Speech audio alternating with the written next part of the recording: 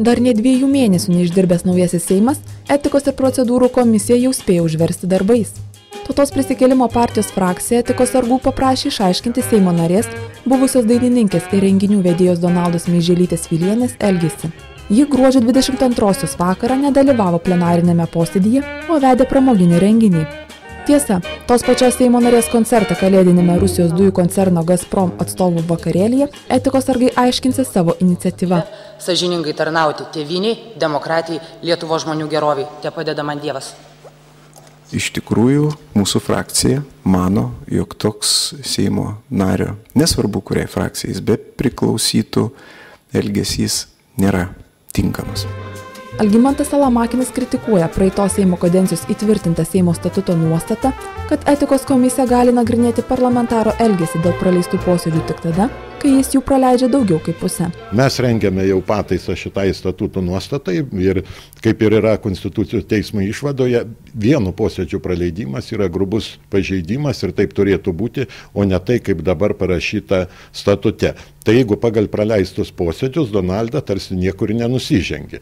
O dėl to, kad jinai koncertavo, tai tas pats pažeidimas, kad ir kitas Seimo narys, jeigu ir ne posėdžių metu atliko tokį veiksmą, gavo už tai atlygį, tai pažeidimas čia yra vienodas ar ponios Donaldos kolegės, ar kitų Seimo narių.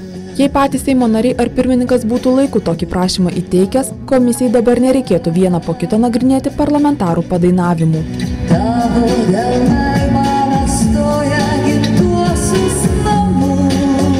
Etikos ir procedūrų komisija dar nagrinės ir Seimo pirmininko žmonos Ingos Valinskinės koncertą puodais prekiaujančios įmonės privačiame vakarėlyje ir Donaldos Meiželytės Vilienės koncertą Gazpromo atstovams.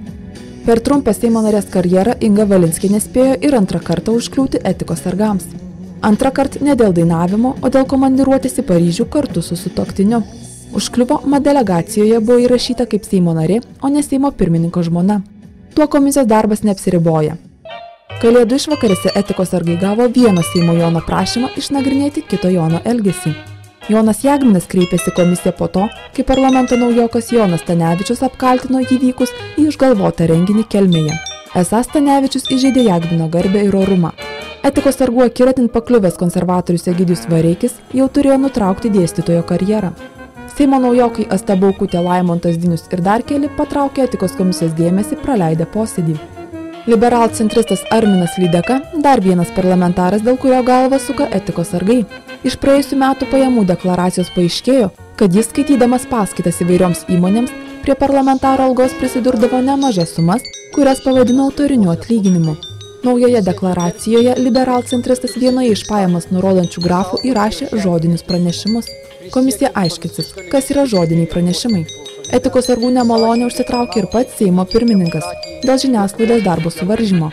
Artimiausiame posėdyje komisija svarstys, ar Seimo valdybė pasielgė teisingai, tualetų, kavinių, rūkomojo duris paženklinę draudimais filmuoti ir fotografuoti. Ir taip aišku, kad tualete niekas nei ten filmavo, nei interviu ėmė, bet mano galvai tai yra ne tik tai žiniasklaidos įžeidimas, čia savo nuomonę reiškia, bet ir mano asmeniškai kaip Seimo nario, nes aš įsivaizduoju, kad aš dirbu institucijų, kur ir taip nėra bendražmogiško supratimo, kad tualete niekas nefilmuoja. O kam tas ženklas, aš nelabai įsivaizduoju. Etikos ir procedūrų komisijos pirmininkas sako dar prieš susirenkant Seimui numanęs, kad šią kadenciją komisija bus užversta darbais. Mat Seime kaip niekada daug politikos naujokų. Reporterė Jurgita Gižaitė, Vilnius.